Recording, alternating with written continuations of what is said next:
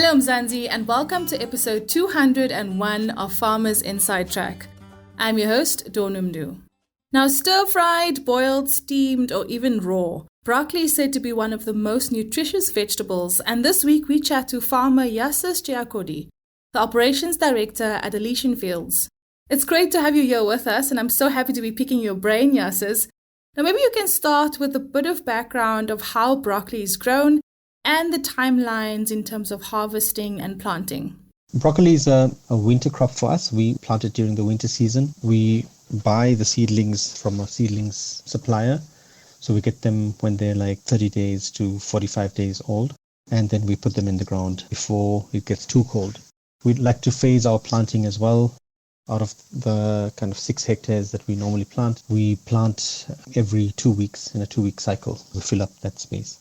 The timeline to harvest is about 90 days to 120 days, depending on various things.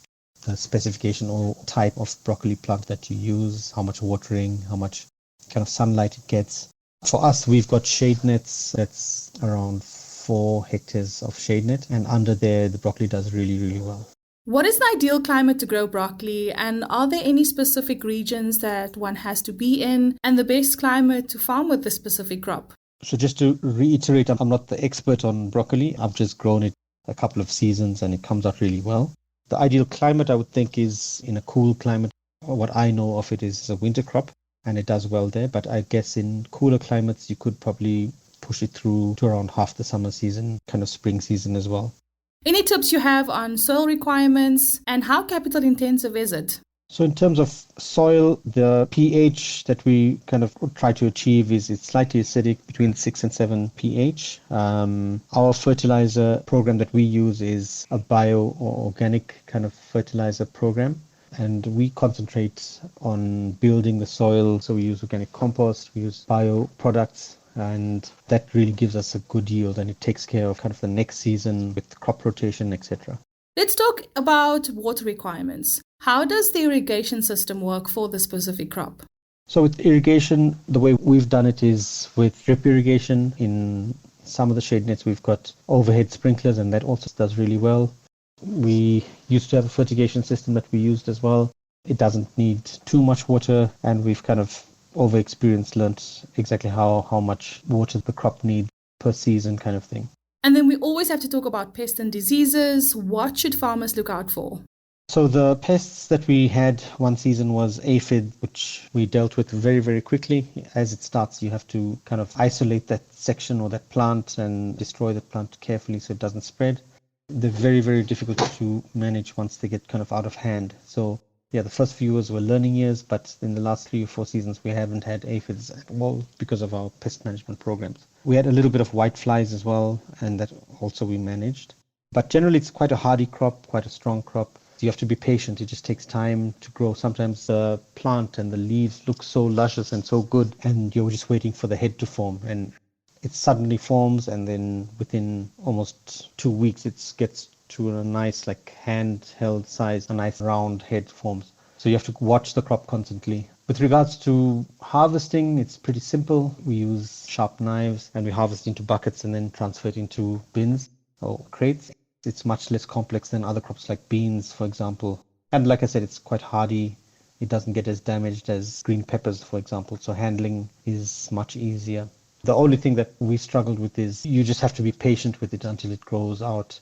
So when you're doing a winter crop, what I would advise is to do maybe 2 or even 3 different types of crops. Also depending on markets, on pricing, have a backup plan in case something happens to your crop, something you have backup of other vegetables to send to market or to buyers. The challenges I would say for new farmers is the waiting period. So it's almost 90 days to almost 120 days sometimes, depending since you put it in the ground to get to harvest. So those couple of months, those 3 or 4 months, you're waiting for cash flow.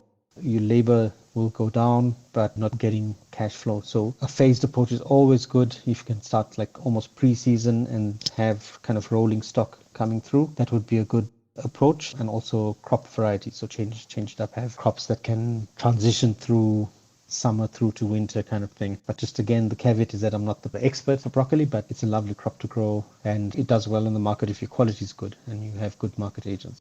Obviously, the best price is to get accredited and be able to sell direct or even export. That would increase your kind of cash flow and exposure in the farming environment.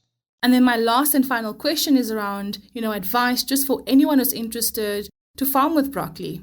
My advice to new farmers going to broccoli is go for it. It's a great crop to grow. It's easy to get right if you get the right variety. You need to manage your pests, definitely. Soil management is always important, and you have to do constant scoping. So walk through the fields a lot, and as the heads are forming, you kind of know which sections or which areas you're going to focus on harvesting first. It'll obviously be according to your planting plan, and pay attention to quality when you're packaging. We also had to learn the hard way. The packaging people learned how to present the punnets in the best way and when you put them into boxes, etc.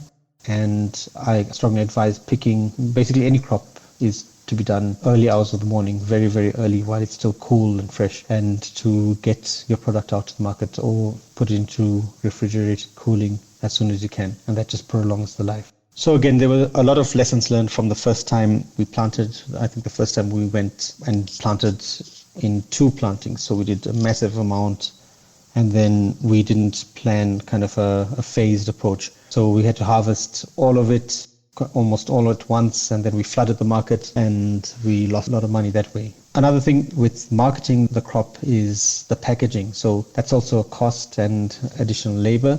We normally do it in punnets, and we wrap the punnets with kind of a cling wrap, glad wrap type of material. And you need those heaters that cut off the plastic rolls into the length you need when you're doing the punnet wrapping.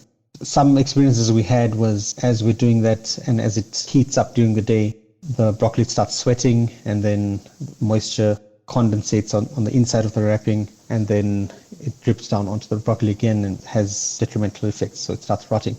The way we do it is we pick really, really early in the morning. We get all the broccoli into the pack house and we allow it to kind of breathe. And then we start with the packaging phase, and we make sure we send it out to the market the same day. That's our process. So at the market, or whoever buys, they put it into refrigeration and the crop lasts longer. Thank you so much for joining us here on Farmers Inside Track, Yasas, Operations Director at Elysian Fields. All the best with your work ahead, and keep on doing what you do best. For more on this topic, go to www.foodformzansi.co.za. Next up, and before we let you go, we celebrate this week's hashtag Soil Sister, Sinokuhle Mbuyazi. She talks more about her journey getting into agriculture and more about life on the farm. I'm from Duba.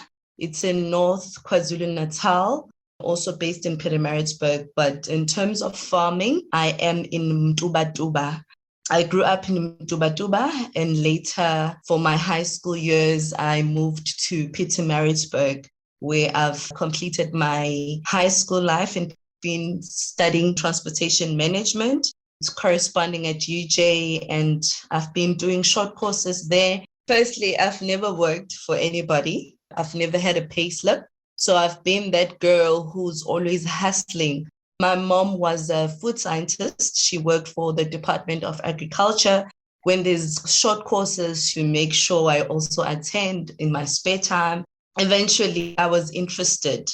So I started with farming piggery back in 2015.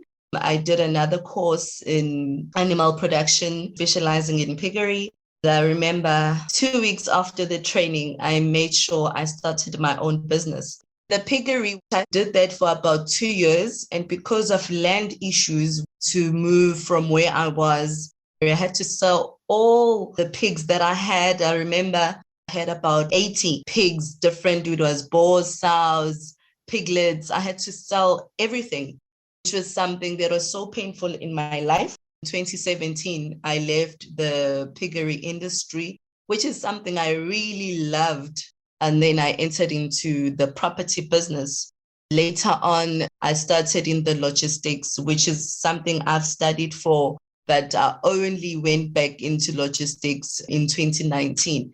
In 2020, my dad asked me to join him in his farm. So he owns the sugarcane farm. So he asked me to be part of it, and I moved to stay with him for me to understand the sugarcane farm. So the sugarcane farm is a family business, which is now run by my brother and I.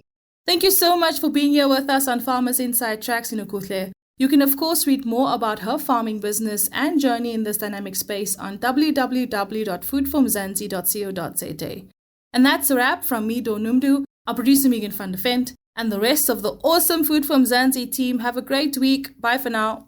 Life in South Africa can be a lot. I mean, scroll through Twitter for a minute and tell me I'm wrong. Thank God for South Africans though, right? We're inspiring, and even on the bad days, we fight back with a smile. That's why I love Food for Mzansi so much. They're not ashamed to celebrate the ordinary unsung heroes who work every day to put food on our nation's tables. Go to foodformzansi.co.za and never miss an inspiring story.